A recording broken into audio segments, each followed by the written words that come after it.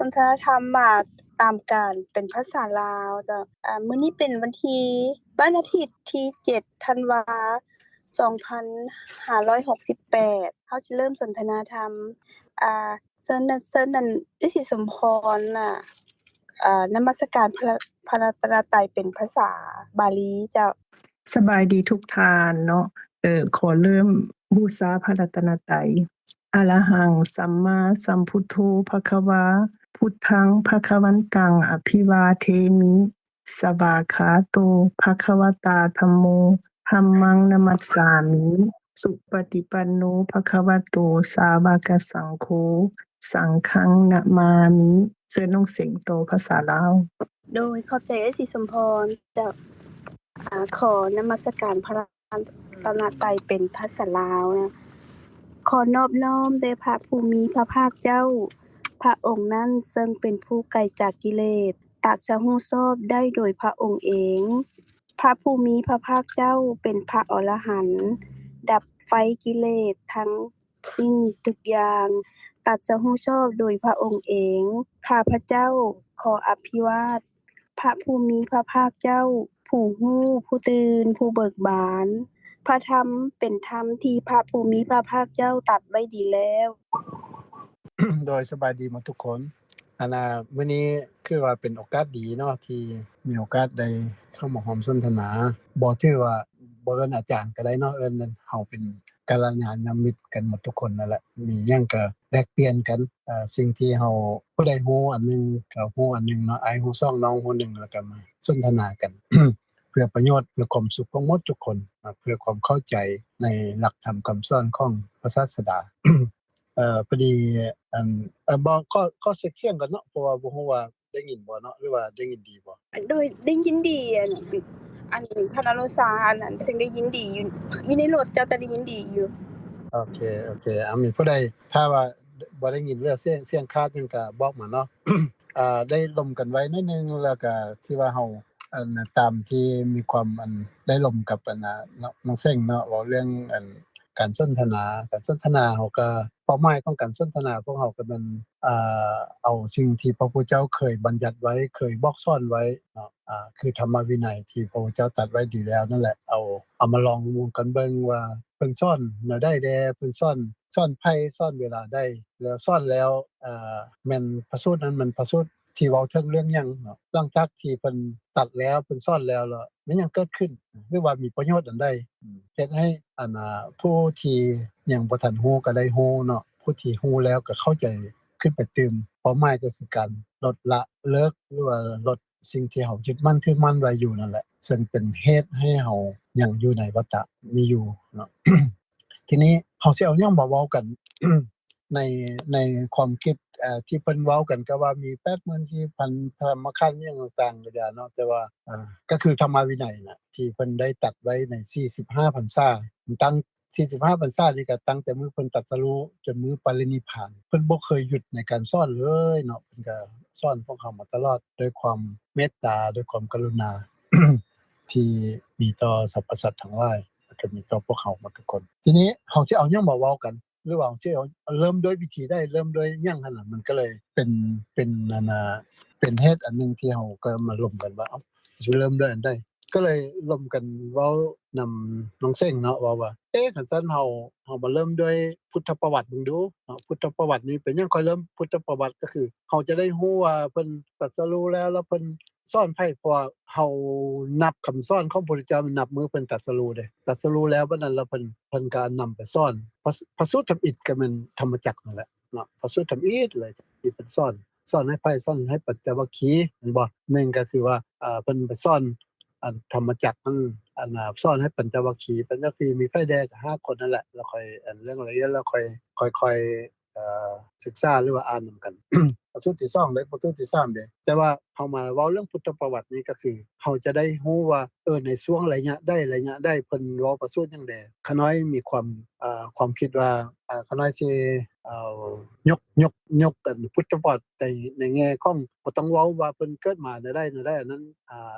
ในระดับของพวกเฮาที่ศึกษาพวกเฮาก็พอฮู้กันอยู่แล้วเนาะหรือว่าเฮาก็สามารถที่จะไปอ่านไปศึกษาเอาเนาะแต่ขน้อยยกตัวอย่างอันนึงเนาะ ในการ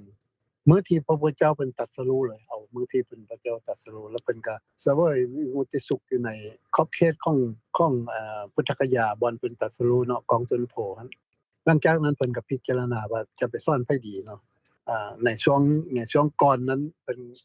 นอยู่ไหนนั้นเพิ่นก็บันทึกไว้ว่าโอ้พระพุทธเจ้ามีความรู้สึกว่าอันรู้สึกว่าโอ้คำธรรมะนี่มันลุ่มลึกเนาะมันบ่สามารถเฮ็ดได้เนาะคนค่อยสิสามารถเข้าใจได้มันไผสิสามารถเข้าใจได้นะก็เลยคิดว่าก็เลยเพิ่นก็เลยว่าโอ้คันว่านั้นก็เฮ็ดเพิ่นก็เลยว่า อันอยู่ในอันนั้นพอบอกว่าคันเพิ่นคิดอันนั้นปั๊บนี่ก็มีผมมันรัตนาให้เพิ่นเทศเนาะเพิ่นให้รัตนาให้มันเทศท่านแล้วเพิ่นมีผู้รัตนาปุ๊บเพิ่นก็ฮู้เพิ่นก็ได้เลยว่าเพิ่นสิควรจะไปเทศอันน่ะเพิ่นก็ต้องไปเทศนะเพิ่นบ่แต่ว่าเทิงได้ก็ยาวผู้ใดสิเข้าใจว่าเพิ่นท้อพระทัยบ่แม่นหรอกเพิ่นพิจารณาเพราะว่าหยังเพราะว่าเพิ่นท่านเป็นผู้ที่ตั้งปฏิฐานไว้แล้วว่าจะเป็นพระพุทธเจ้าเด้บ่แม่นเป็นปัจเจกพระพุทธเจ้าเป็นขออนุญาตอ้อันนั้นท่านอนุสาเนาะโดยขออนุญาตกับขออนุญาตเพราะว่าอันท่านเว้ามาก็คืออ้ายเว้ามาก็คือเบิดที่ว่าอันนี้โดยส่วนตัวเนาะโดยส่วนตัวโดยที่ว่าอันที่ว่าอ้ายว่าเฮาเรียนมาแล้วเฮาฮู้ว่าพระพุทธเจ้าแต่ว่าโดยส่วนตัวถ้าเฮาจะเริ่มเรียนอันนี้โดยส่วนตัวหาเริ่มมาอายุ50ปีแล้วจังเริ่มตั้งคำถามตัวเองว่าเฮาไปวัดใส่บาตรทำบุญแต่บ่ฮู้จักเลยว่าพระพุทธเจ้าแม่นไผอันนี้โดยส่วนตัวแล้วบัดเวลาถูกถามมาว่าเจ้าเป็นศาสนาหยังก็จะตอบเขาเจ้าไปว่าข้อยเป็นศาสนาพุทธและคนอื่นเขาเจ้าก็จะตอบว่าข้อยเป็นศาสนานั้นๆๆแล้วเขาเจ้าก็อธิบายว่าเริ่มมาจากผู้นั้นเนาะอันนี้ส่วนตัวก็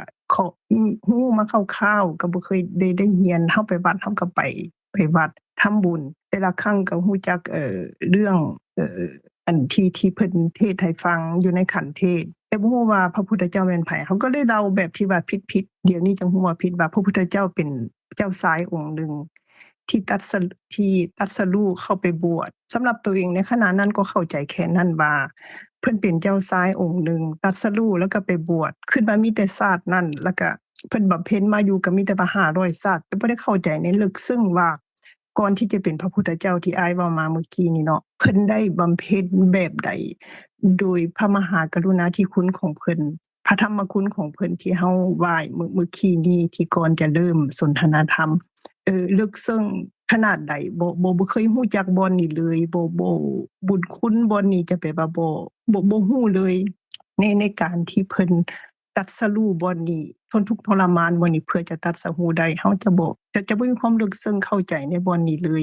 จังบ่ฮู้เลยว่าแท้ๆที่จริงแล้วตัวเองบ่ฮู้จักเลยว่าพระพุทธเจ้าแม่นไผและน้อยคนที่จะฮู้ว่าถ้าผู้ที่ว่าบ่ได้ตั้งใจศึกษาและถามสนใจดีว่าคำว่าพุทธะแปลว่าจังไดอันนี้ส่วนตัวก่อนอายุ50ปีจะบ่ฮู้เลยว่าคำว่าพุทธะแปลว่าจังไดฮู้แต่ว่าผู้ฮู้ผู้ตื่นผู้เบิกบานตื่นแบบใดเบิกบานแบบใดอันนี้จะบ่ฮู้เลยถึงว่าหมู่ครูอ้อมข้างทุกๆมื้อนี้นะถ้าถามเบิ่งแม่ว่าคำว่าพุทธะแม่นหยังจะบ่มีไผที่สามารถตอบคำนี้ได้เลยอันนี้ก็ขออาราธนาเนาะหรือว่าขออนุญาตให้อ้ายอยากฮู้ลึกซึ้งในบ่อนนี้คำที่ว่าพระพุทธเจ้าแม่นไผที่สิว่าเริ่มไปลึกก่อนหั้นเพิ่นเป็นมาจังไดนอกจากที่ว่าตรัสรู้แล้วไปเลยเพื่อว่าสิได้เป็นพระพุทธเจ้าเพื่อว่าจะมาโปรดปรานพวกเฮาขออนุญาตอ้ายเชิญอ้ายต่ออันนี้แม่นเฮาสนทนาเนาะบ่แม่นนั่นน่ะบ่แม่นขน้อยเป็นผู้มาตั้งว่านั้นซะแล้วก็ทุกคนถามมาผู้เดียวเนาะเฮาตั้งเป็นบรรหารนึงแล้วก็ทุกคนตอบเหมือนกันผู้ใดฮู้ส่ำใดก็ตอบเหมือนกันเนาะก่อนขน้อยจะตอบขน้อยขออนุญาตให้ข้อผู้ใดผู้หนึ่งก่อนมาเว้าข้อนี้ว่ามีคนตั้งคำถามขึ้นมาว่าพระพุทธเจ้าตรัสรู้ได้แนวใดเนาะข้ออนุญาตให้ทุกคนกำเห็นเนาะประเสริฐโดยมีท่านได้ให้คำเห็นก่อนบ่ท่านอาจารย์แดงบ่จ้าหรือว่าอาคาราหรือท่านอาจารย์สนุกจ้าพี่แมว สำบายดีค่ะน้อยนมัสการพระรัตน์ไตรสบายดีอ่าท่านอนุชาอาจารย์อนุชาเนาะเฮาก็ขอเป็นอาจารย์นั่นแหละเพราะมาอยู่ตรงนี้อันก็เป็นบุญหลายมื้อนี้ที่สิได้มีห้องนี้ขึ้นมาแล้วก็มีอาจารย์อนุชาเพิ่นเข้ามาร่วมแล้วก็สิเป็นผู้นำในการให้ความรู้ของหมู่เฮาในเรื่องเกี่ยวกับพุทธศาสนาว่าเพิ่นเป็นไปมาจังใดฟังคำถามของน้องพรว่างหันก็คือกันจริงๆคันเฮาบ่ได้มาศึกษามาหยังนี่ก็สิบ่ฮู้เลยว่าพระพุทธเจ้าเพิ่นเป็นไผเพิ่นมาจังใดกว่าเพิ่นสิมาเป็นพระพุทธเจ้าแล้วก็เพิ่นเป็นจังใดจังเอิ้นเพิ่นว่าเป็นพระพุทธเจ้าอันนี้เฮาก็บ่ได้ฮู้เฮาฮู้แต่ว่าเฮาไปวัดเฮาก็กราบพระกราบพระพุทธรูปไปก็มีพระพุทธเจ้าเด้อว่าซั่นนี่ล่ะก็พอได้มาศึกษาก็ค่อยแจ้งออกเหมือนน้องพรว่าเพิ่นเป็นผู้ฮู้ผู้ตื่นผู้เบิกบานแม่นตื่นจากหยังน้อผู้ฮู้หยังน้อผู้เบิกบานอีหยังน้อนี่ล่ะก็เป็นแม้กระทั่งว่าเป็นคำเริ่มต้นแต่ว่าก็เป็นคำที่มีความหมายหลายคำว่าพุทธะนี่ล่ะสิก็คือสิเป็นคำที่พวกเฮาสิมาซอยกันหรือว่าก็ได้รับฟังนั่นแหละอันอีกกับทั้งบ่ว่าท่านอาจารย์อนุชาหรือว่าท่านอาจารย์สงบหรือว่า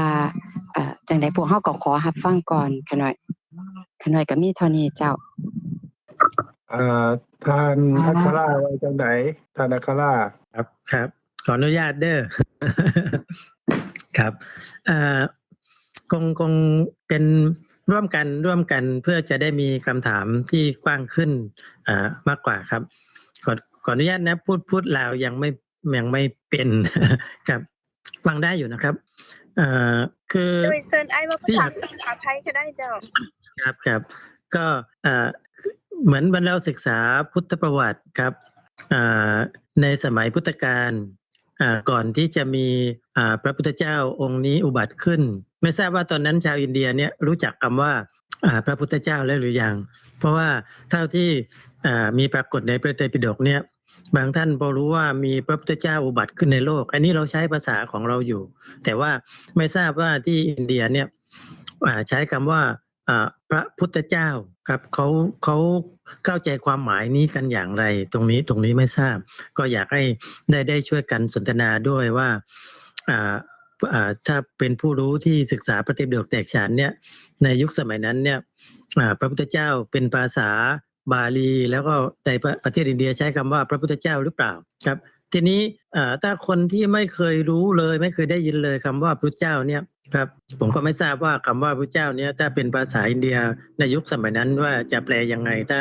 ยุคนี้ก็คือพุทธผู้รู้ผู้ตื่นผู้เบิกบานซึ่งเรารู้จักกันประมาณนี้พุทธเจ้าก็คือยิ่งใหญ่ครับผู้รู้ผู้ตื่นผู้เบิกบานที่ยิ่งใหญ่พอเราได้ยินคำนี้ถ้าเป็นคนไทยยุคนี้เราก็คงแปลกประหลาดว่าผู้ที่รู้ผู้ที่ตื่นผู้ที่เบิกบานที่ถือว่ายิ่งใหญ่ที่สุดเนี่ยเป็นยังไงเราก็น่าจะต้องแสวงหากันคำว่าผู้รู้ที่เนี้ยตื่นเนี่ยเบิกบานเนี่ยคืออย่างไรในความหมายตรงเนี้ยก็ต้องมีความลึกซึ้งเป็นอย่างยิ่งแม้แต่เป็นคำสั้นๆครับผู้รู้เนี่ยรู้อะไรผู้ตื่นเนี่ยตื่นอย่างไรเบิกบานเนี่ยเบิกบานอย่างไรซึ่งตรงนี้มันเป็นแค่เพียงภาษาครับแต่ว่าโดยเนื้อแท้จริงๆแล้วเนี่ยถ้าเราไม่เคยได้ศึกษาเลยเราก็ไม่รู้ว่าคำว่าผู้รู้นี่รู้อะไรเหมือนเรารู้เนี่ยเราคิดว่าเราเรียนทางโลกเรารู้เราเก่งวิชานั้นวิชานี้เก่งศาสตร์นั้นศาสตร์นี้ครับผู้ตื่นเราก็รู้จักว่าตื่นจากหลับครับนอนแล้วตื่นอะไรประมาณนี้ครับเบิกบานก็สนุกสนานหัวเราะร่าเริงครับอันนี้คือภาษาแบบที่เราสมมุติกันครับทีนี้ในประเด็นตรงนี้แหละว่าในฐานะที่เราเข้ามาร่วมศึกษากันเนี่ยจะนำไปสู่ความหมายของคำว่าพุทธเจ้าอย่างไรและพุทธเจ้าเนี่ยเป็นชื่อหรือว่าเป็นคุณสมบัติครับอันนี้ก็คงเป็นประเด็นที่ฝากไว้ตรงนี้นิดนึงครับผมครับขอบคุณมากครับไอ้กุจีท่านตุจีว่าจังไดกับท่านอาจารย์ครับท่านอนุรักษ์ครับพอดีเพิ่งลงจากเขาครับมาชัด ไปงานวันเกิดหลวงพ่อมาครับเพิ่งลงจากเขาก็เอ่อขอคำถามจักเมื่อสักครู่นี้จังไดเนาะครับคุณพ่อพอดีผมบ่ได้ฟังคัก ก็อันท่านศรีสมพรลองเว้าคำถามอีกจักเทื่อหนึ่ง ครับขอคุณศิริพรถามทวนคำถามนิดนึงครับขออนุญาตครับ คำถามก็คือว่าจังซี่น้องจีเอ่ออาจารย์อนุสาเพิ่นจะเล่าเริ่มสนทนาธรรมเนาะอันนี้ส่วนตัวของเองก็บ่ฮู้ในการลึกซึ้งว่าพระพุทธเจ้าแม่นไผคือแต่ว่าตอบหมู่ไปว่าท่านถามหมู่ถาม อันนี้เพราะว่าอยู่ต่างแดนก็มีคนต่างชาติจะถามเรื่องศาสนาพุทธก็ตอบได้ไปว่าศาสนาพุทธก็มีแต่เจ้าชายองค์หนึ่งเพิ่นไปตรัสรู้แบบที่ว่าก็คือคนทั่วไปในทุกมื้อนี้เนาะคือว่าอยากออกบวชก็ออกไปบวชแต่เพิ่นก็คือว่ามีทรงจังได๋ที่ว่าตรัสรู้แล้วฮู้ก่อนคนอื่น ก็เข้าใจอย่างนั้นแบบที่ว่าเป็นหยังที่สิว่าบ่ได้ลึกซึ้งคิดว่าเพิ่นตรัสรู้ไปก็เป็นผู้ฮู้ผู้ตื่นผู้เบิกบานแต่บ่ฮู้ว่าเพิ่นแม่นไผและตรัสรู้แม่นหยังแล้วพอคำว่าพุทธะก็คือว่าเป็นชื่อของเพิ่นอีกนั่นนะก็เลยไปอยู่ในทำนองนั้น ครับโอ้ขอบคุณหลายๆครับในความคิดเห็นของผมเนาะครับก็คือว่าเรื่องที่เฮามาศึกษามื้อนี้ก็ศึกษากันอยู่ในเรื่องของพระพุทธศาสนา เป็นทั้งความรู้เป็นทั้งประวัติ เป็นทั้งเรื่องเล่าวที่เพิ่นตรัสรู้ร่วมกันหมดทุกอย่างนะครับดังนั้นผมว่าในหัวข้อใดก็แล้วแต่ว่าพวกเฮาทุกคนนี่ก็ถือว่าได้ผ่านการได้ยินได้ฟังมาในระดับหนึ่งแล้วนะครับ ผมว่าความเข้าใจในเรื่องของธรรมะนี่มันก็อาจจะมีอยู่หลากหลายเนาะซ้ำผมไปเมื่อคืนนี่ไปฟังหลวงพ่อเพิ่นเทศน์เพิ่นก็เว้าถึงเนาะแต่ในระหว่างที่เพิ่นเทศน์เนี่ยผมก็คุยกับเพิ่นก่อนเพราะว่าพระที่ไปมันก็เป็นพระสงฆ์ไปจากหลายๆที่นะครับกลุ่มลูกศิษย์ลูกหาและกลุ่มคนที่เพิ่นคุ้นเคยกันเพิ่นก็ไปร่วมอนุโมทนาจิตกันแสดงมุทิตาจิตกันนะครับก็เลยมีโอกาสถามเพิ่นโดยตรงนะครับว่าคือจังเฮาไปวัดจังซี่เฮาไปนั่งฟังพระครูบาเพิ่นเว้าเพิ่นเทศน์เพิ่นสอนเพิ่นบอกว่าความรู้ที่เอามาสั่งมาสอนน่ะมันมีหลากหลายแต่ว่าเพิ่นก็เบิ่งกลุ่มคนคือกันคันเป็นไทบ้านที่เพิ่นอาจจะบ่ได้มาจริงจังที่จะมาศึกษาใส่ใจคือจังกลุ่มเฮาสนทนากันอยู่แนวนี้นี่เพิ่นก็สิเทศน์ไปอีกแนวหนึงสอนไปอีกแนวหนึงสอนเป็นเรื่องราวธรรมดาไปเรื่องของความดีความชั่วเรื่องของกุศลเรื่องของอกุศลไปนะครับเป็นไปแนวนั้นแต่ว่าคันผู้ที่สนใจในรายละเอียดที่ลึกๆลงไปอีกเทื่อนึงน่ะเพิ่นก็สิอยากถามเรื่องใดสิคุยกับเรื่องใดเรื่องกับเพิ่นนี่อย่างเมื่อคืนนี่ผมไปนั่งคุยกับเพิ่นจนฮอด5 ทุ่มกว่ากับ6 ทุ่มก็คือหมายถึงว่า ขออัน มีความสนใจสูงหลายขึ้น ไอ้จุ ครั ติ บ ไอ้กุฏิอันเชิญขออนุญาตคำถามมันที่พวกเราเริ่มต้นพรทุกถามอยากให้ไอ้จุติกระจ่างซอยกระจ่างคอยตอบตรงนี้คือว่าพระพุทธเจ้าน่ะเพิ่นเฮากราบ โอ พ เค ระรัตนตรัยว่าได้ เป็นผู้ฮู้ผู้ตื่นผู้เบิกบานน่ะมัน ก็ ตื่น คือ จากหยัง โอเค เบิกบาน คือ จา จั ก ง หยังไกล เข้า จาก ใจครับ จากหยัง เข้าใจคือจังพี่อัคราเพิ่น ใน เว้า ใน นั่นแหละ ใน ครับว่า พวก ครับ ไอ้จุติว่าไงค่ะ ได้ยินชัดบ่ครับในกลุ่ม โดยอ้ายได้ยินเจ้าโดย ในความคิดของอ้ายในที่ฟังมาอ้ายว่าประวัติเพิ่นเป็นแนวใดจังซี่นะอ้าย คือคันเฮาอยากรู้จักพระพุทธเจ้าเป็นเบื้องต้นนะครับอ้ายว่าให้เบิ่งเรื่องของเฮาเอาคำแปลจากบทพุทธคุณก็ได้อิติปิโสภะคะวะอะระหังสัมมาเพิ่นก็ไล่ลงไปให้ฟังอยู่ตั้ง9ข้อเบื้องต้นนะครับเฮาก็จะฮู้ว่าพุทธเจ้านี่เป็นไผพระธรรมนี่เป็นไผหรือพระสงฆ์เป็นไผคร่าวๆนะครับถ้าให้อ้ายเว้าให้ฟังก็คือประมาณนี้อันนี้ในความคิดเห็นนะครับแต่ทีนี้ว่าในห้องที่เฮาสนทนานี่บางเทื่อท่านอนุรักษ์เพิ่นเว้าขึ้นมานี่ก็เข้าใจว่าในความลึกแล้วก็ความตื่นในเนื้อหาต่างๆในระดับนั้นมันมีหลากหลายจนกระทั่งว่าเฮาเลือกที่จะคุยก็ได้อันในเรื่องใดเรื่องหนึ่งก็ได้ทั้งนั้นบางเทื่อเรื่องฟังเรื่องยากก็ได้ฟังเรื่องง่ายก็ได้ทั้งหมดนะครับก็คือเรื่องเดียวกันนะครับเรื่องของศาสนาพุทธคือกันครับขอบคุณครับ โดย น้องท่านนักท่องเสียงเว้าว่าจังได๋ เซินทางอื่นจ้ะพอดีโอเค เสียงอยู่ในรถบ่สะดวก ขออนุญาตบาดค่ำท่านอนุชาท่านอาจารย์อนุชา อันที่เพิ่นดำริเกี่ยวกับการเริ่มศึกษาเนี่ยเริ่มศึกษาจากพุทธประวัติคือประวัติของพระพุทธเจ้า ก็เป็นสิ่งที่ดำริที่สอบโดยเหตุโดยผลแล้วก็สอดคล้องกับอันท่านสิสมพรเพิ่นถามนั่นแหละว่าความเป็นมาของ พระพุทธเจ้านี่เป็นจังไดในอดีตเพิ่นบำเพ็ญบารมีมาจังไดบำเพ็ญมาตามลำดับ เพิ่นนั่นจังไดจังมาตรัสรู้การตรัสรู้นี่ได้ชื่อว่าเป็นพุทธะอันนั้นนี่เอิ้นชื่อเป็นคนผู้ตรัสรู้นั้นว่าพระพุทธเจ้า มีความเป็นมาจังได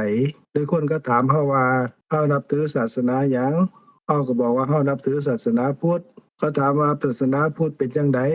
ก็มีความอัดอั้นตันใจอยู่อย่างหนึ่งคือเฮาบ่ฮู้เฮาก็ตอบไปตอบผิดแน่ถูกแน่มันก็เป็นความอุกใจอยู่สำหรับผู้ที่บ่ได้ฮู้มาก่อนว่าเพิ่นมีประวัติความเป็นมาจังไดกับลางเทื่อคนก็อายุหลายแล้วบ่แม่นว่าแค่อายุ40 50เด้ลางเทื่อก็70 80 90ก็มีเพราะอิหยังโทษบ่ได้สิไปว่าเพิ่นผิดก็บ่แม่นเพราะอิหยังเพราะว่าเพิ่นบ่ได้ฟังมาก่อนว่าประวัติเป็นจังไดเขาก็เลยจักสิตอบเขาจังไดแต่ว่าเขาก็ฮู้อยู่ว่าเขาเป็นชาวพุทธก็มีครูบาอาจารย์มีพระเถรพระเณรเถรเจ้าอยู่ให้เขาเห็นเขาก็เห็นจังซั่นแหละเขาสิว่าจังไดเขาสิตอบเขาก็เป็นจังซี่บัดทีนี้ท่านอาจารย์อดุษานี่เพิ่นมาพาพวกเขาเรียนพาพวกเขาศึกษาได้จุดเริ่มต้นอีหลีเลยนี่มันสิได้ตอบปัญหาทั้งหมดเลยที่ท่านนางศรีสมพรเพิ่นถามมาเนี่ยแล้วก็บ่แม่นตอบปัญหาของท่านนางศรีสมพรคนเดียวเด้ซุคนแม่นบ่เคยได้ยินได้ฟังจังซี่มานี่คันได้ฟังแล้วก็สิเกิดความเข้าใจแจ่มแจ้งขึ้นรู้แจ้งเห็นจริงประวัติเพิ่นมาจังไดเฮาจำได้เฮาก็สิได้เว้าให้ผู้อื่นฟังนำเฮาเองเฮาสิเกิดความเข้าใจขึ้นว่าเป็นจังไดมาจังไดนำอันนี้ก็เป็นบุญเป็นคุณเด้ที่ท่านอนุชาเพิ่นดำริแล้วก็พาพวกเขาเฮ็ดนี่ธรรมดาเฮาก็สิข้ามไปเลยนั่นนะข้ามไปเลยว่าโอ้เฮามาศึกษาธรรมะเอาสภาวะธรรมแม่นแท้แฮ่งเป็นปรมัตถธรรมแห่งดีให้เกิดปัญญาเลยคือ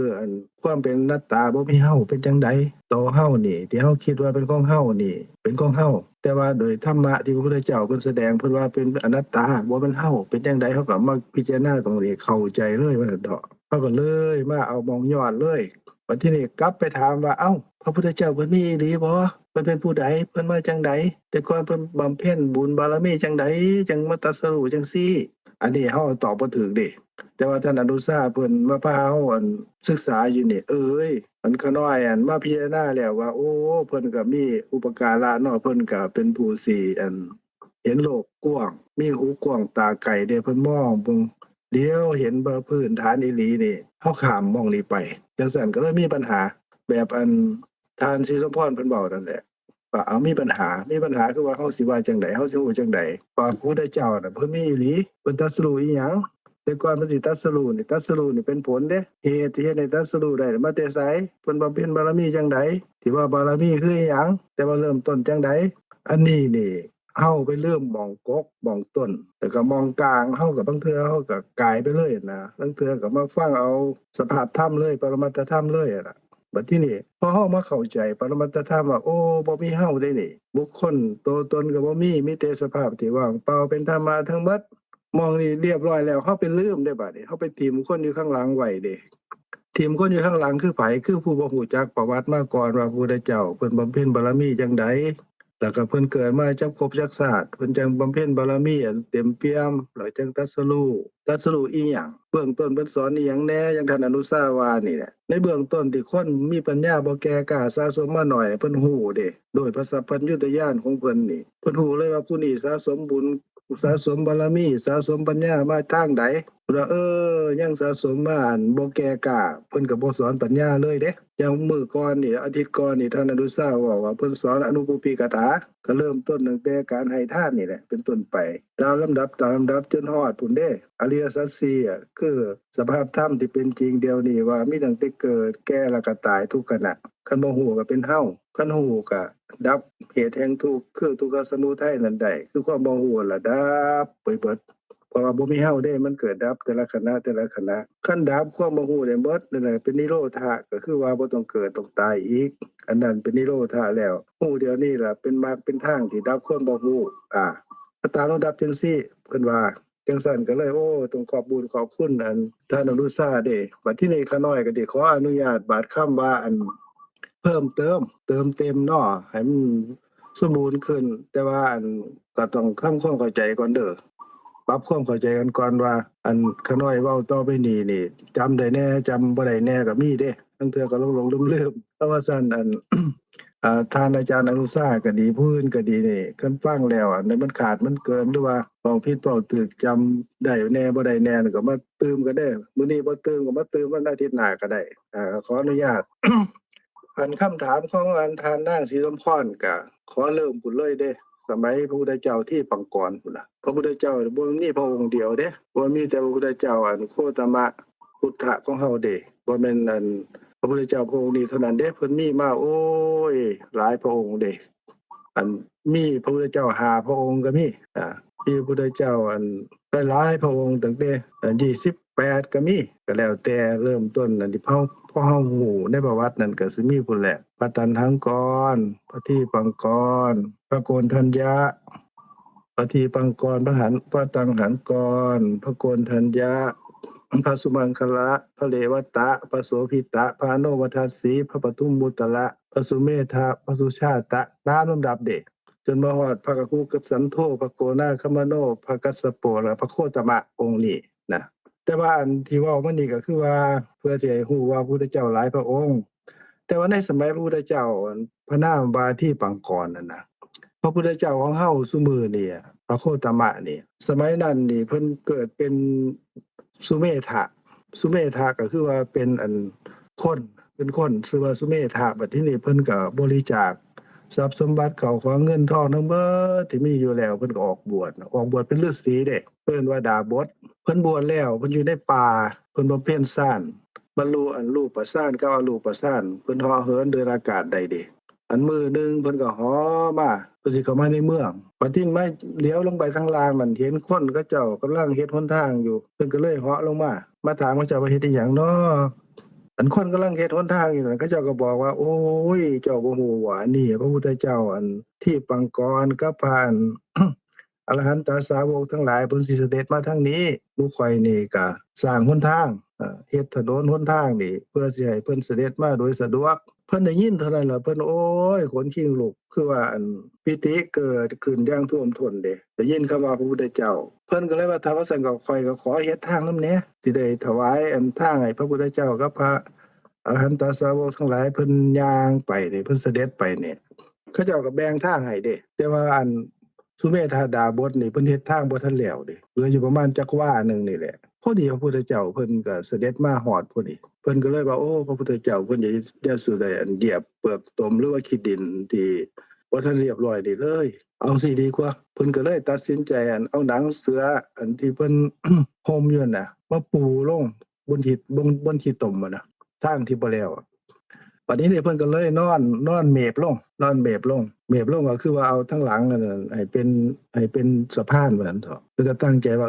ขอให้พระพุทธเจ้าเพิ่นจงเหยียบโตเพิ่นนี่ไปก็ข้ามไปนะพระพุทธเจ้าเพิ่นก็ทรงทราบเด้เพิ่นก็ฮู้เพิ่นมาฮอดหม้องนั้นแล้วเพิ่นก็ย่างก็เหยียบข้ามไปแล้วเพิ่นก็พระสาวกก็ข้ามไปบัดทีนี้อัน สุเมธาดาบสนั่นน่ะอันเพิ่นก็ตั้งปณิธานเด้ว่าโอ้คันแม่นเฮาตันสิฟังพระธรรมของพระพุทธเจ้ามื้อนี้ก็สามารถสิบรรลุความเป็นพระอรหันต์ได้ทันทีเลยเด้แต่ว่าโอ้คันสิบรรลุความเป็นพระอรหันต์เดี๋ยวนี้เนี่ยเป็นการเข้าสู่อมตะมหานิพพานบ่เกิดแล้วบ่ตายอีกผู้เดียวนี่โอ้ก็ดีอยู่เด้แต่ว่าก็เป็นอภินิหารอย่างหนึ่งที่มันบ่เป็นประโยชน์กับคนแต่ว่าพระพุทธเจ้านี่พระองค์ก็เป็นประโยชน์เกื้อกูลอนุเคราะห์สัตว์โลกทั้งเทวดาและมนุษย์ทั้งหลายโดยการตรัสรู้พระธรรมเด้แล้วก็นำสัตว์เหล่านั้นนี่ทั้งหลายทั้งปวงเหล่านั้นข้ามพ้นจากโอคะสงสารคือความเกิดความแก่และความตายถ้าว่าซั่นเฮาบรรลุธรรมผู้เดียวบรรลุความเป็นพระอรหันต์ผู้เดียวนี่สิมีประโยชน์อีหยังเอาจังซี่เฮาตั้งความปรารถนาว่าให้ได้เป็นพระพุทธเจ้าในอนาคตการข้างหน้าด้วยผลด้วยอานิสงส์ด้วยบุญที่ เฮาถวายโตเนี่ยทอดโตลงเป็นสะพานให้พระพุทธเจ้ากับพระอรหันตสาวกทั้งหลายนี่เพิ่นเหยียบย่างข้ามไปเนี่ยให้ได้เป็นผลเป็นอานิสงส์อันนี้เนี่ยให้ได้ตรัสรู้เป็นพระพุทธเจ้าในอนาคตการอันนี้เพิ่นมีความเป็นผู้ที่มีอัธยาศัยใหญ่เด้ประสงค์สิปรารถนาที่บำเพ็ญบารมีเพื่อที่ตรัสรู้เป็นพระพุทธเจ้านำสัตว์ทั้งหลายทั้งเทวดาและมนุษย์นี่ให้ข้ามโอคาสงสารเพิ่นอธิษฐานเด้อธิษฐานคือว่าตั้งความปรารถนาเพื่อเป็นพระพุทธเจ้าในอนาคตบัดที่ในพระพุทธเจ้าที่ปางก่อนน่ะพระองค์ก็เสด็จหันพระพักตร์กลับมาแล้วก็พยากรณ์เด้พยากรณ์ว่าในอนาคตการข้างหน้านี่อีก4 อสงไขยแสนกับสุเมธาดาบทนี่สิได้ตรัสรู้เป็นพระพุทธเจ้าพระนามว่าโคตมะในอนาคตการเพิ่นตัดพยากรณ์จังซี่แล้วเพิ่นก็เสด็จไปส่วนสุเมธาดาบทนั่นเพิ่นก็นั่งพิจารณาได้ว่าเพิ่นเอิ้นว่าธรรมะที่เป็นเหตุให้ได้ตรัสรู้มีอีหยังแน่น้อความรู้ความเข้าใจก็เกิดขึ้นกับเพิ่นว่ามีอยู่10ประการเอิ้นว่าบารมี10ได้แก่ทานะบารมีศีลบารมีเนกขัมมะบารมีปัญญาบารมีวิริยะบารมีขันติบารมีสัจจะบารมีอธิฐานบารมีเมตตาบารมีกับอุเบกขาบารมี10ประการและการบำเพ็ญบารมีอันนี้นี่มีอยู่3ระดับคือกันระดับธรรมดาที่เป็นบารมีระดับกลางเอิ้นว่าอุปบารมีระดับสูงสุดเอิ้นว่าปรมัตถบารมีบารมี10ประการนี่แหละเป็นเหตุให้ตรัสรู้ความเป็นพระพุทธเจ้าบารมีแต่ละอย่างอันตามที่เฮาเคยได้เข้าใจกันว่าสิเป็นบารมีละทานเนี่ยทานะบารมีนี่หรือศีลบารมีหรือเนกขัมมะบารมีก็ตามนี่ต้องประกอบไปด้วยปัญญาเด้เข้าใจตามความเป็นจริงว่าเป็นสิ่งที่เกิดขึ้นกับจิตที่เรียกว่าเจตสิกเกิดขึ้นทำกิจบ่มีเฮาในหันว่าจาคะกับแบ่งปันสละไปโดยที่บ่ได้ติดของด้วยความเป็นเฮาก็สรุปง่ายๆว่าบารมีแต่บารมีสิเป็นบารมีใดนั้นต้องประกอบด้วยปัญญาจึงเป็นบารมีแล้วก็ขันธ์ของบารมีที่ว่านี่แหละขันธ์ธรรมดาในการให้ทานแล้วก็ประกอบด้วยปัญญานั่นแหละขันธ์ที่ระดับกลางอุปบารมีนั่นก็ให้สูงขึ้นมาอาการที่สุดนั่นก็เป็นปรมัตถบารมีคือสูงสุดแบบทาน3ระดับเพื่อเรียกว่ามหาบริจาคทานปัญจมหาบริจาคทาน5อย่างนี่ทานอีหยังแนวเพิ่นน่ะก็ทานอวัยวะทานทรัพย์สมบัติที่มีอยู่แบบเวสสันดรน่ะแล้วก็ทานลูกทานเมียแล้วก็ทานชีวิตตัวเองสละชีวิตตัวเองเป็น5อย่างอันนี้ใน5อย่างนี่เป็น3ระดับเด้ระดับธรรมดาระดับอุปบารมีระดับสูงสุดคือให้ทานชีวิตเจ้าของเด้อันนี้อันบอกให้ฟังซื่อๆบัดทีนี้เพิ่นก็พิจารณาว่าบารมี10นี่เนาะสินำไปสู่การตรัสรู้เป็นพระพุทธเจ้าได้เพราะว่าการตรัสรู้คือแปลว่ารู้แจ้งได้ตัดแปลว่าแจ้งรู้คือพุทธะก็คือตรัสรู้ก็คือรู้แจ้งแทงตลอดด้วยตนเองมีอยู่2พระองค์เท่านั้นเด้อย่างท่านอาจารย์อนุชาเพิ่นเว้าถึงก็คือว่ามีพระพุทธเจ้าอันนี้เพิ่นตรัสรู้สอบโดยพระองค์เองได้แล้วก็มีพระปัจเจกพุทธเจ้าเพิ่นตรัสรู้ด้วยพระองค์เองได้นอกนั้นนี่ต้องฟังพระพุทธเจ้าเท่านั้นเด้จังสามารถที่ตรัสรู้ได้เอิ้นว่าภาษาวกหรือว่าอนุพุทธะแปลว่าผู้รู้ตาม2พุทธะแรกนั่นน่ะเอิ้นว่าพุทธเจ้าแปลว่าผู้ตรัสรู้สอบโดยพระองค์เองแล้วก็ปฏิศาสนานำคือว่าแสดงพระธรรมพระวินัยแล้วก็มีภาษาวกบวชตามในการฟังพระธรรมเข้าใจบรรลุธรรมเพิ่นสอนเพิ่นนะมีอุบาสกอุบาสิกาภิกษุภิกษุณีเป็นบริวารเป็นบริษัทบรรลุธรรมตามเพิ่นส่วนพระปัจเจกพุทธเจ้าน่ะเพิ่นตรัสรู้ผู้เดียวผู้แจ้งบ่ผู้ใดสอนดอกบ่มีครูบ่มีอาจารย์คำว่าบ่มีครูบ่มีอาจารย์นี่ก็คือว่าบ่มีผู้ใดสอนเรื่องมรรคผลนิพพานใดน่ะเพิ่นก็รู้ของเพิ่นเองส่วนอนุพุทธะคือภาษาวกทั้งหลายนี่ตั้งแต่พระอัครสาวกลงมาเด้อจนฮอดบ่เฮาเจ้าข่อยนี่แหละบ่ฮู้ได้นี่เพิ่นว่าอนุพุทธะแปลว่าผู้ฮู้ตามประมาณนี้บัดนี้เนี่ยเพิ่นก็บำเพ็ญบารมีมาตามลำดับพระพุทธเจ้าพระองค์นี้พระพุทธเจ้าโคตมะเนี่ยเพิ่นบำเพ็ญบารมี4 อสงไขยแสนกับเด้จังได้ตรัสรู้ในวันเพ็ญเดือน6คือวันวิสาขนั่นน่ะ45พรรษาก่อนที่ปรินิพพานนั่นน่ะอันนั้นเพิ่นมาตรัสรู้เพิ่นบำเพ็ญบารมีมาตั้ง4 อสงไขยแสนกับอันนี้นี่เพิ่นเรียกว่าปัญญาธิกะผู้ยอดเยี่ยมโดยปัญญาเด้บำเพ็ญบารมี4 อสงไขยแสนกับ อันผู้ยอดเยี่ยมโดยศรัทธานี่เพิ่นสิบำเพ็ญบารมีนี่อีกเท่าหนึ่งคือ8อสงไขยแสนกับเด้ผู้บำเพ็ญบารมีด้วยวิริยะบารมีนี่ด้วยวิริยะที่กะแต่ว่าผู้ยอดเยี่ยมโดยปัญญายอดเยี่ยมโดยความเพียรเนี่ยคนบำเพ็ญบารมี16อสงไขยแสนกับเด้จังบรรลุความเป็นพระพุทธเจ้าได้อันตั้งแต่เพิ่นตั้งความปรารถนาสิตรัสรู้ขอให้ได้ตรัสรู้เป็นพระพุทธเจ้าตั้งแต่มื้อแรกนั่นน่ะนับมาจนฮอดเป็นตรัสรู้นั่นน่ะก่อนที่ตรัสรู้น่ะเพิ่นว่าพระโพธิสัตว์โพธิแปลว่าตรัสรู้สัตวะแปลว่าผู้ของอยู่ในหยังของอยู่ในการตรัสรู้ก็เพิ่นบ่เป็นบารมีมาตลอดเอิ้นว่าพระโพธิสัตว์ส่วนอันเมื่อเพิ่นตรัสรู้แล้วเนี่ยเอิ้นว่าพุทธะบ่เอิ้นว่าพระโพธิสัตว์แต่เอิ้นว่าพระพุทธเจ้าแปลว่าเจ้าแห่งการตรัสรู้ก็หมายความว่าเพิ่นเป็นพระสัพพัญญูสัพพัญญูแปลว่าเป็นผู้รู้แจ้งทุกสรรพสิ่งรู้ในหยังแหน่รู้ได้ทั้งอันสังขารโลกคือสังขารเนี่ยสังขารที่เป็นมีปัจจัยปรุงแต่งกับวิสังขารที่บ่มีปัจจัยปรุงแต่งคือพระนิพพานได้เป็นกับรู้แจ้งสังขารโลกคือสังขารสัตตวโลกคือหมู่สัตว์และโอกาสโลกคือโลกธาตุทั้งหลายทั้งปวงนี่จักรวาลทั้งหมดทั้งสิ้นนี่เพิ่นรู้เบิดบัดทีนี้โลกอีกแบบหนึ่งก็คือว่ามนุษย์โลกเพิ่นก็รู้แจ่มแจ้งหมดบ่ต้องมาบอกเพิ่นว่าทางใดไปจังไสจังใดนี่เป็นตัวเพิ่นจังไดบ่ได้ดอกนะสัตว์ในส่วนเหล่านี้เอิ้นว่ามนุษย์โลกแล้วก็เทวโลกเทวดา6สัตว์แล้วก็พรหมโลกนะรูปประพรหมนี่เพิ่นรู้แจ้งเห็นจริงหมดแล้วก็เพิ่นตรัสรู้พระธรรมนี่ที่งามในเบื้องต้นท่ามกลางและที่สุดนี่บ่มีหยังที่มาของได้เพิ่นว่าสัพพัญญุตญาณบ่มีหยังที่สงสัยนะเพิ่นรู้หมดรู้แจ้งสรรพสิ่งอันนี้ก็คือการตรัสรู้แปลว่ารู้แจ้งบัดทีนี้เอิ้นว่าพระพุทธเจ้านะเอิ้นว่าพระพุทธเจ้าเพิ่นบำเพ็ญบารมีมาตามลำดับขึ้นเบิ่งเด้อว่าส่วนว่าบ่แม่นสมมุติล่ะเรื่องอีหลีก็คือว่าพระสุเมธาดาบทนี่ตอนนั้นน่ะเพิ่นสามารถตรัสรู้เป็นพระอรหันต์ได้เด้แต่ว่าเพิ่นตั้งความปรารถนาสิตรัสรู้เป็นพระพุทธเจ้านี่บำเพ็ญบารมีมาตั้ง4อสงไขยแสนก็บ่แม่นน้อยเด้โดนบารมี10ทัศบารมี30ทัศ10ทัศก็3ทัศสะแปลว่า10ถ้า30ทัศก็ว่า3เท่านะบารมีธรรมดา10บารมีกลางขนาดกลาง10บารมีสูงสุดเอิ้นว่าปรมัตถบารมีนี่อย่างละ10เพิ่นเอิ้นว่า30ทัศพวกเขาได้ยินกันนะละบัดทีนี้ต่อมาก็คือว่าในพระชาติสุดท้ายน่ะเพิ่นบำเพ็ญบารมีเต็มเปี่ยมแล้ว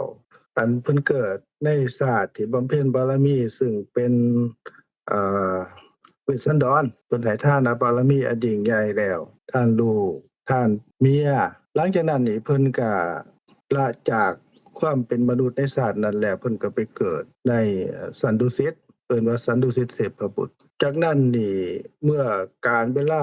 อันสมควรแล้วคือโลกก่อนที่เพิ่นมาตรัสรู้มันว่างเปล่าเด้ว่างเปล่าจากคำสอนว่างเปล่าจากศาสนาของพระพุทธเจ้าผู้ใดฮู้นะเทวดาในหมื่นจักรวาลก็เข้าไปอาราธนาเพิ่นว่าถึงเวลาแล้วควรสิเสด็จลงไปเพื่อตรัสรู้แล้วก็โปรดเทวดาและมนุษย์ทั้งหลายเพิ่นก็พิจารณาว่าสิไปเกิดหม้องใดดีคันโลกในขณะนั้นนี่มีในสังคมนั้นเขานับถือกษัตริย์เพิ่นก็สิมาเกิดในตระกูลกษัตริย์เขานับถือพราหมณ์ว่าเป็นผู้ที่สูงสุดเป็นที่นับถือของมหาชนเพิ่นก็สิมาเกิดในตระกูลพราหมณ์แต่ในสมัยนั้นนี่คนในโลกเนี่ยเขานับถือกษัตริย์ว่าเป็นผู้ที่ยิ่งใหญ่แล้วก็ผู้ที่มีเกียรติยศสูงสุดเป็นวรรณะที่สูงสุดเพิ่นก็เลยเสด็จจุติจากสันดุสิตนั้นมาเกิดในตระกูลสากยวงศ์เด้มีพระเจ้าสุโธทนะเป็นพระบิดามีพระนางมายาเป็นพระราชมารดาเด้อยู่กรุงกบิลพัสเพิ่นก็ประสูติออกมานี่ได้7มื้อพระนางมายานี่มหามายานี่เพิ่นก็เสด็จสวรรคตต่อมาก็พระนางเพิ่นก็คือพระนางมหาประสาบดีโคตมีนี่ก็รับเลี้ยงดูแลมาเป็นพระนางเพิ่นนั่นนะอันนี้ในเรื่องความละเอียดของ สากยวงศ์นี่เพิ่นก็มีอยู่ในพุทธประวัตินี่เพิ่นก็สิเว้าตั้งแต่เริ่มต้นพุ่นแหละว่าส้มพูทวีปคือประเทศอินเดียนี่ส้มพูทวีปเพิ่นว่าอันทวีปที่มีลักษณะคือกันกับต้นหว่าเพิ่นว่าต้นหว่ามีใบดกอยู่ในส่วนนั้นพระพุทธเจ้าเกิดในตระกูลสากยวงศ์นี่เพิ่นก็สิพรรณนาถึงว่าถิ่นที่อยู่หม้องนั้นนี่แต่ก่อนนี่เป็นที่ของพวกมิราคะคือพวกคนบ่ฉลาดต่อมานี่ก็พวกอริยกะคือพวกที่มีความฉลาดข้ามภูเขาอันหิมาลัยมาแล้วก็มาไล่พวกนี้ไปพวกนี้ก็ถอยหล่นลงไปก็เลยมาตั้งอาณาจักรขึ้นเอิ้นว่าสักกะนะสักกะอันนี้คนต้นวงของพระพุทธเจ้านี่ก็คือว่าเจ้าไส้สิทธะเนี่ยเพิ่นมาประสูติในตระกูลสักยวงศ์เอิ้นสักกะก็คือว่าสักยวงศ์เนี่ยนะครับ ก็เจริญเติบโตใหญ่ขึ้นมาตามลำดับนั่นแหละนะตามลำดับก็ในพุทธประวัติก็สิมีรายละเอียดหลายนะอันนี้ก็เว้าโดยรวบรัดตัดตอนนะรวบรัดตัดตอนว่าพระเจ้าสุโธทนะนี่เพิ่นปรารถนาให้ลูกเพิ่นเนี่ยให้เป็นพระเจ้าจักรพรรดิเด้เพราะว่าในตอนขนานพระนามน่ะก็เชิญพราหมณ์108เข้ามาว่าพิจารณาลักษณะเด้พราหมณ์108นี่ทำได้เป็น2แบบเด้แบบหนึ่งว่ากุมารนี่มีบุญหลายคันเพิ่นครองราชย์ก็สิได้เป็นพระเจ้าจักรพรรดิถ้าหากว่าเพิ่นออกบวชก็สิได้ตรัสรู้เป็นพระพุทธเจ้านะมีพราหมณ์หนุ่มคนเดียวเท่านั้นเด้อายุน้อยกว่าหมู่คือพราหมณ์โกณฑัญญะเพิ่นนี่เก่งหลายเพิ่นบอกว่าโอ้ยอย่างเดียวแน่นอนกุมารนี่เพิ่นอุบัติขึ้นมาอย่างเดียวเท่านั้นเพื่อตรัสรู้เป็นพระพุทธเจ้านะประเด็นอื่นตัดทิ่มไปเลยเพิ่นฟันธงจังซี่เด้พระเจ้าสุโธทนะก็ว่าโอ้ยก็ธรรมดาเนาะประโยชน์อีหยังสิไปตรัสรู้เป็นพระพุทธเจ้านะให้ลูกเฮานี่เป็นพระเจ้าจักรพรรดิดีกว่าเพิ่นก็ต้องการให้เป็นพระเจ้าจักรพรรดิเด้เพราะเป็นฆราวาสเด้ก็ธรรมดาอยากให้ลูกให้เต้าเจริญในนี่แหละสืบต่อแทนแนวไปนี่แหละสืบสันตติวงศ์ไปนี่แหละนะอันนี้ก็เลยเวลามาแล้วเนาะเอาเป็นว่าจังซี่บัดทีนี้อายุ16เพิ่นก็เลยให้อภิเษกต้องการที่ผูกให้ครองเรือนมันเถาะเพื่อให้เป็นพระเจ้าจักรพรรดิก็เลยอภิเษกเจ้าชายสิทธัตถะนี่กับนางยโสธราพิมพานะแล้วก็มีโอรสออกมาชื่อราหุลราหุลแปลว่าบ่วงแปลว่าเครื่องผูกเพราะว่าเจ้าชายสิทธัตถะได้ยินแล้วก็เกิดความรักความผูกพันขึ้นมาในลูกเพิ่นว่าความรักลูกเกิด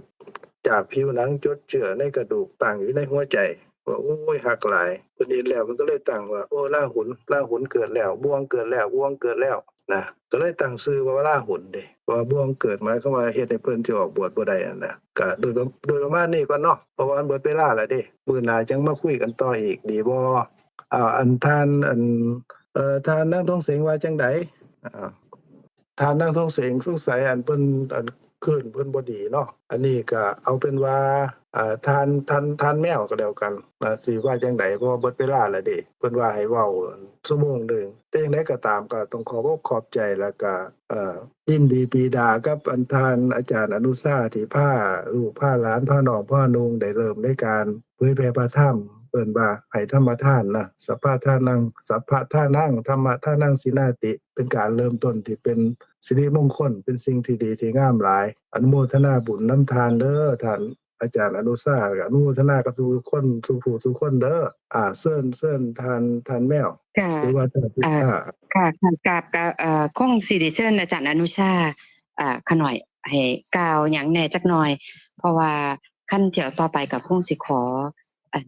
อนุญาตบาดพายเพิ่นให้ทั้งท่านอนุชานี่ได้ซอยเพิ่มเติมว่ามีอีหยังอีกบ่ในจุดที่เพิ่นสิมาเพิ่มเติมในเรื่องพุทธประวัติหรือว่าจังใดนี่เพิ่นสิได้ให้พวกเฮาได้มีความรู้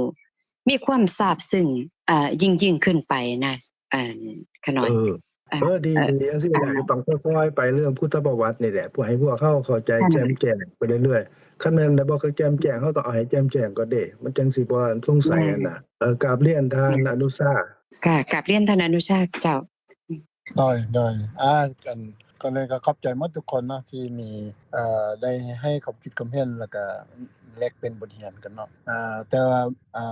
มื้อนี้ก็มันเวลาน้อยแล้วก็เฮาจะเว้าในมื้อต่อไปเนาะแต่ว่าข้อตอบ สั้นๆให้กับสิริพรเนาะเว้าเรื่องกันว่าพระพุทธเจ้าเป็นไผน่ะเฮาก็ตอบได้เนาะก็คือเอาสั้นๆเนาะก็คือเว้าให้แบบสะบานลมกันเลยเนาะพระพุทธเจ้านั้นผู้จะเป็นพระพุทธเจ้าได้เมื่อกี้อาจารย์เป็นหลายคนก็เว้าเนาะแบบต้องเป็นผู้รู้วิธีในการเอาชนะต่อความตายนี่เนาะด้วยตัวเอง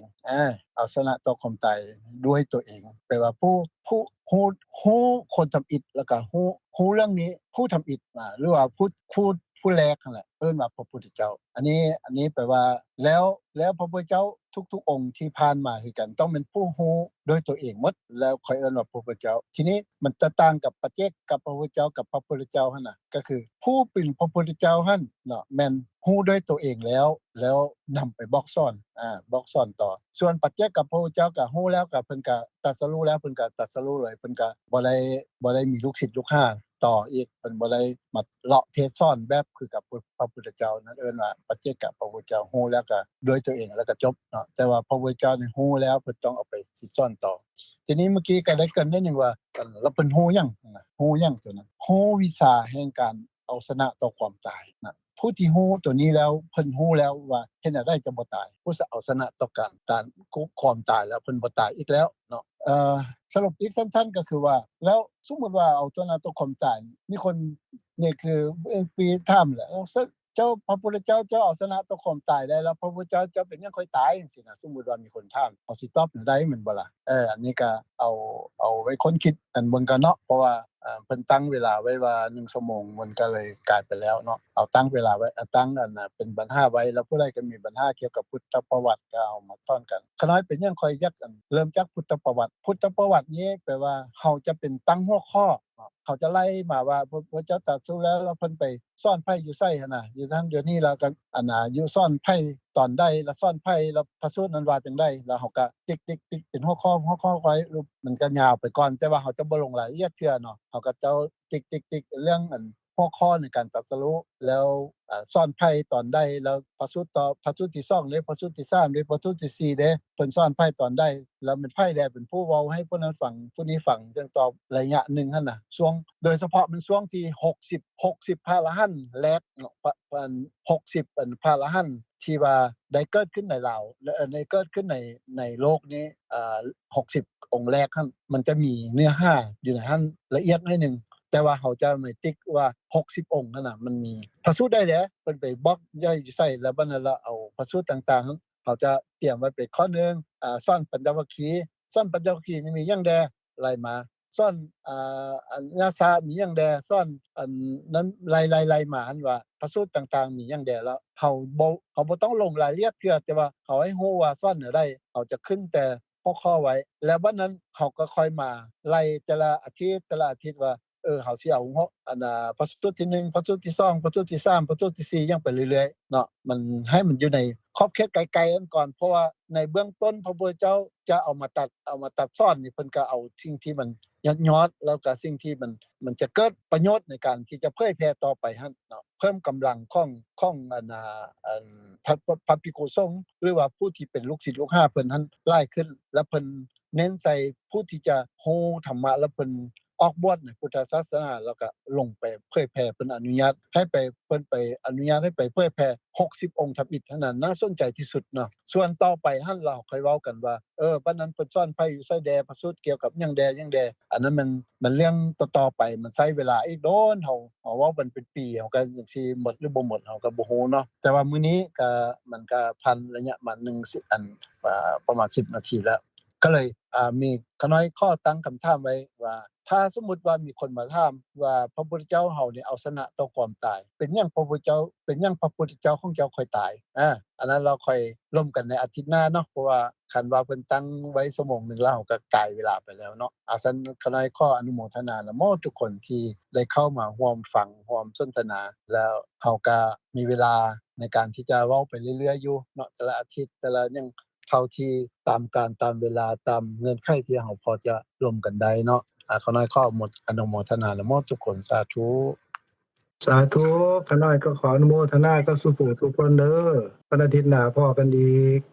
สาธุ ขอบคุณ ขนาด สาธุ ขอบคุณและอนุโมทนานำ อนุโมทนา สาวกอาจารย์สมร ท่านอาจารย์ อนุชา อันทานแมวกันเลยบ่ได้ผู้ที่กุศลเนาะ อันโอ้อันคันกะเดี๋ยวอันคือสิว่าท่านได้อุทิศอันเที่ยวนี้ค่ะหน่อยเดี๋ยวขอเป็นโอกาสหน้าค่ะหน่อยพอดีอยู่ทางนอกหรือว่าสิอุทิศอยู่ก็ได้ค่ะหน่อยก่อนอื่นก็อันเป็นคำถามที่ท่านอนุชาตั้งไว้ท่านอาจารย์อนุชาตั้งไว้ก็เป็นเรื่องที่น่าอนุโมทนาน้ำหลายเพราะว่าอันแม่นว่าพระพุทธเจ้าเพิ่นชนะเรื่องความตายนี่เนาะอันสิเป็นจังใดเนี่ยก็เป็นเรื่องที่เฮาสิได้มาติดตามต่อไปแล้วว่าเพิ่นสอนหยังหั่นน่ะเพิ่นจังสิเอาชนะไอ้ตรงนี้ได้ก็เป็นเรื่องที่น่าตื่นเต้นก็หน่อยในพระสูตรหรือว่าในความรู้สิเฮาสิได้เรียนต่อไปก็สิได้เอามาประกอบกับสิ่งที่หมู่เฮาเรียนมาก็ต้องกราบขอบพระคุณและอนุโมทนานำหลายๆค่ะหน่อยอันท้ายนี่ขน่อยขออาราธนาคุณพระรัตนตรัยบุญกุศลมื้อนี้ที่หมู่เฮาได้เฮ็ดร่วมกันแม่นสั้นๆนี่ก็ตามขออนุโมทนาแผ่กุศลทั้งหลายนี่ถึงพ่อแม่ปู่ย่าตายายครูบาอาจารย์ผู้มีพระคุณของหมู่เฮาตั้งแต่ปัจจุบันฮอดอดีตอนันตชาติแล้วก็ญาติพี่น้องที่ล่วงลับไปแล้วตลอดทั้งเทวดาและมนุษย์ทั้งหลายขอเพิ่นมีจิตเป็นอกุศลอนุโมทนากับส่วนกุศลที่หมู่เฮาได้ร่วมกันเฮ็ดณมื้อนี้ด้วยเทินสาธุขณะ สาธุสาธุสาธุ สาธุกับอนุโมทนากับทุกท่าน โดยสา สา ธุ ธุกราบอนุโมทนากับทุกท่าน กับครูบาอาจารย์ทุกท่านครับและก็ยินดีในกุศลของผู้ร่วมสนทนาทุกผู้ทุกคนครับ